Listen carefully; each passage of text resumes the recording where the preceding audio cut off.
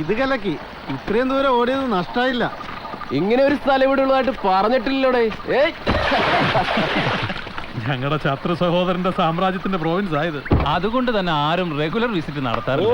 പെരുമാൾപുരം നാരായണന്റെ ഏരിയ ആയിരിക്കുമല്ലോ അല്ലേ? ദേവർമഠം നാരായണന്റെ. പുള്ളിയുടെ ഓട്ടോക്രസിയാണ് ഇവിടെ. ഒരു നല്ല ഹട്ട് കെട്ടിടാ. ഈ സ്ഥലത്തെ കുറിച്ച് കേട്ടാലേ വണ്ടിയിലോട്ട് പറന്നു കയറുന്ന പെമ്പിളേരെ കിട്ടും. ശരിയാ, ഇത്രയും പ്രൈവസി വേറെ എവിടെ കിട്ടാനാ? ആ ലെവലിലേക്കൊന്നും പോലെ. സഹോദരൻ നാരായണൻ ആള് പെശക. ഓ പിന്നെ അയാളങ്ങോട്ട് ഒലത്തി. ഒരു റിസോർട്ടിന്റെ ലൈസൻസിന് കിരിയേറ്റ സമിതിന്ന് കിട്ടിയാലേ നാരായണന്റെ രാമരാജ്യം നമ്മൾ വെടിപ്പാക്കും. ഈ കരിക്കട ഒരുത്തനെ വിളിക്കാൻ പോയ ഡ്രൈവർ ഡീറ്റിനെ കാണാനല്ലോ.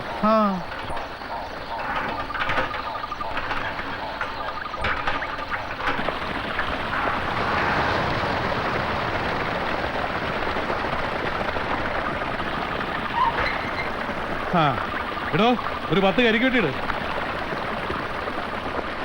മുതലാളി കരിക്കിട്ട് തരാം. പക്ഷെ കരിക്ക് കുടിച്ച് ദാഹം മാറ്റാനല്ലല്ലോ ഉദ്ദേശം. ഉദ്ദേശം പലതും കാണും. നീ നിന്നോട് പറഞ്ഞ പണി ചെയ്താൽ മതി. തുറന്നു പറയാലോ, പരസ്യമായ വെള്ളമടി. അത് പെരുമാൾപുരത്ത് നടക്കില്ല സാർ. ആ വക നിയമങ്ങളൊക്കെ പെരുമാൾപുരത്തുകാർക്ക് പോരെ? പെരുമാൾപുരത്തെ നിയമങ്ങൾ ഈ മണ്ണ് കാല് കുത്തി നിൽക്കുമ്പോ ആർക്കും അതൊക്കെ ബാധകമാണ്. നിനക്ക് പറ്റില്ലെങ്കിൽ പോടാ, വേറെ ആളെ കിട്ടുമെന്ന് നോക്കട്ടെ. ഇല്ല സാർ, ഈ മണ്ണിൽ അങ്ങനെ 2 തരക്കാരില്ല. മതിയടാ, നിന്റെ തറവാട്ട് പറമ്പിന്ന് കരിക്കിടാനല്ല ഞങ്ങൾ പറഞ്ഞത്. ഇത് ഞങ്ങളുടെ തോട്ടമാണെങ്കിൽ ഞങ്ങൾക്കറിയാം എന്ത് കാട്ടണമെന്ന്. തടയാനേളെ വിളിടാ ആ ചെറ്റയെ, നാരായണനെ. എന്നെ എന്ത് വേണമെങ്കിലും പറഞ്ഞോ മുതലാളി. പക്ഷെ അദ്ദേഹത്തിന്റെ പേര് ഈ ചീഫ് ഇഷ്യൂലേക്ക് വലിച്ചു വെക്കണ്ട. കേട്ടു നിൽക്കാനായി എന്ന് വരില്ല. നീ എന്ത് ചെയ്യടാ? വേണ്ട മുതലാളിമാരെ, വെറുതെ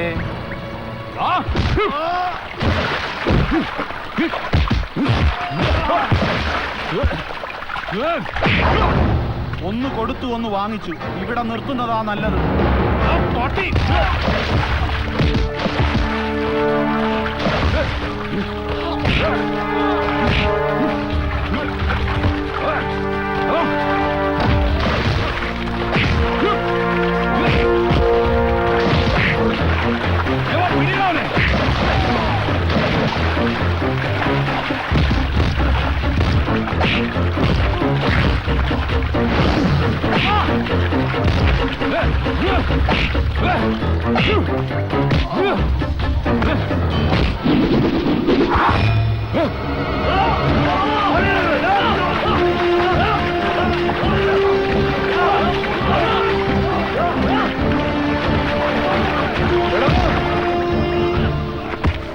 പണത്തിനും പരിഷ്കാരത്തിനും മാത്രമേ പെരുമാൾപുരത്ത് ചെറുപ്പക്കാർ നിന്റെയൊക്കെ പുറകിൽ നിൽക്കൂ.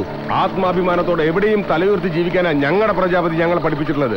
ഞങ്ങളുടെ കൂട്ടത്തിൽ ഒരു നോവിച്ചാ അത് ഏത് തമ്പ്രാൻകുട്ടിയായാലും ബിസ്മീന്റെ അർത്ഥങ്ങളെ. കുഞ്ഞച്ചൻ പറഞ്ഞോ, ദേവർമഠത്തിലേക്ക് കൊണ്ടുപോവാം. വിചാരണ ശിക്ഷ അവിടുന്ന്. എന്നാ കാട്ടി അവിടേക്ക് തെളിക്ക് ഈ കന്നുകാലികളെ.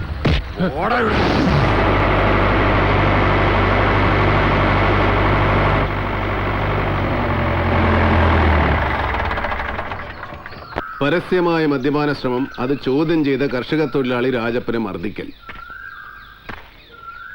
തല്ലുമേടിക്കാൻ ഇറങ്ങി തിരിച്ചിരിക്കുകയാണല്ലേ മക്കള്. കുഞ്ഞച്ചാ, എന്താണ് കർഷക തൊഴിലാളി സംഘത്തിന്റെ തീരുമാനം? നാട്ടുകൂട്ടത്തിൽ വന്ന രാജപ്പനോട് മാപ്പ് പറയണം. എന്നാലേ കാളിയർ മടക്കാരുടെ തോട്ടത്തിൽ ഇവിടുത്തെ തൊഴിലാളികൾ ജോലിക്ക് കയറൂ. ശരി, പുറത്തുനിന്ന് ജോലിക്കാരെ കൊണ്ടുവന്ന അത് ഞങ്ങൾ തടയും. കേട്ടല്ലോ, അഹന്തയ്ക്കും അന്തസ്സുകെട്ട പെരുമാറ്റത്തിനും ഇവർ വിധിച്ച ചെറിയ ശിക്ഷയാണിത്. ഇത് മതി ഒരാവത്തരെ. അടി ചെയ്യും ഗുണം അണ്ണൻ തമ്പിയും ചെയ്യില്ലെന്നൊരു ചൊല്ലില്ലേ ഉണ്ണി? ഉണ്ടല്ലോ. ഈ പച്ചപ്പരിഷ്കാരികളെല്ലാം സുഹൃത്തുക്കളാവല്ലേ. നിന്നെയൊന്നും ഒന്നും ചെയ്യില്ല. നീ ഒന്നും നന്നാവരുത്, വഷളായി തന്നെ വളരണം. അപ്പൊ പിന്നെ ആരെയും തല്ലിക്കൊന്നോളൂ. ഇങ്ങോട്ട് മാറിയേക്ക്. ചെറിയച്ഛന്റെ മക്കൾക്ക് എന്റെ വക ഒരു സമ്മാനം പ്രത്യേകമായിട്ടുണ്ട്. പുറംതിരിഞ്ഞു നിൽക്ക്. കുനിഞ്ഞു നിൽക്കടാ. എടാ കുനിഞ്ഞു നിൽക്ക.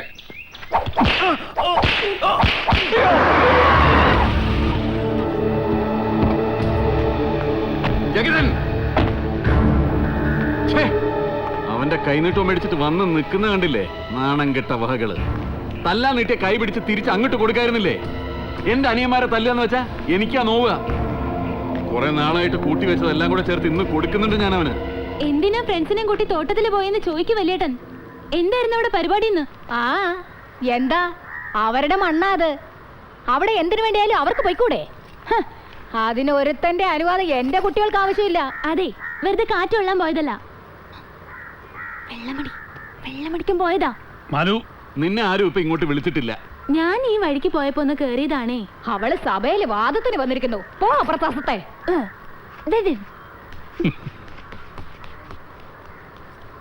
അതിനല്ലേലും ഓടപ്പറന്നവരോടല്ല, അവനോടാ കൂറ്. അച്ഛാ, ആ സ്ഥലത്തിന്റെ കാര്യത്തിൽ എന്തെങ്കിലും ഒരു തീരുമാനം ഉണ്ടാക്കണം. വിൽക്കണമെന്ന് പറയല്ല, നല്ല പാർട്ടീസ് ഉണ്ട് തമ്പുരാൻ, നമ്മൾ പറയുന്ന വിലയൊന്ന് വാങ്ങിക്കാൻ. എന്താ അച്ഛാ? നമുക്കതൊന്ന് ആലോചിക്കണം.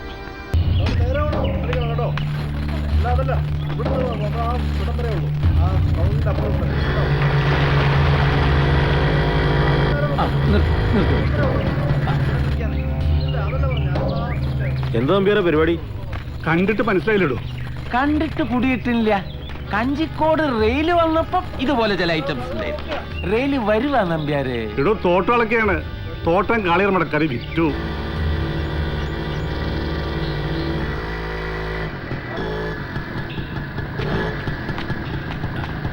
സംഗതി നേരാ.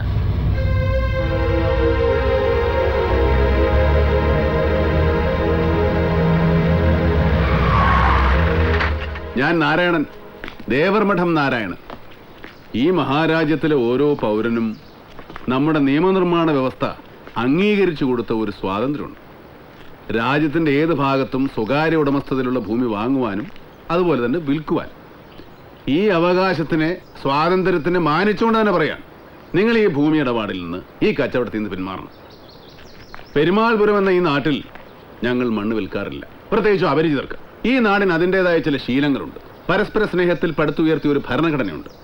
സഞ്ചാരികളെ ആകർഷിക്കാൻ ഒരു ആയുർവേദ തിരുമൽശാല, ഒപ്പം വിദേശ മദ്യം വിളമ്പാൻ ബാർ റെസ്റ്റോറൻറ്റ്, രണ്ടിനും സർക്കാർ മുദ്രയുള്ള ലൈസൻസ് നിങ്ങൾ സമ്പാദിച്ചിട്ടുണ്ട്, അതറിയാം. പുതിയ ശീലക്കേടുകൾ ഞങ്ങളുടെ കുട്ടികൾ പഠിക്കുന്നത് നോക്കി നിൽക്കാനാവില്ല.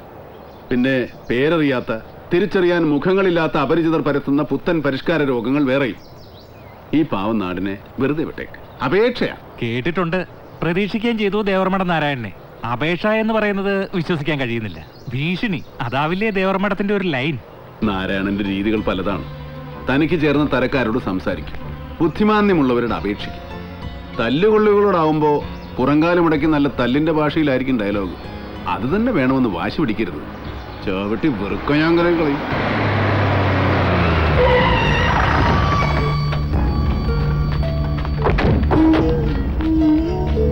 എന്താ ബേബിച്ചാ പ്രശ്നം? അളവ് കഴിഞ്ഞില്ലേ?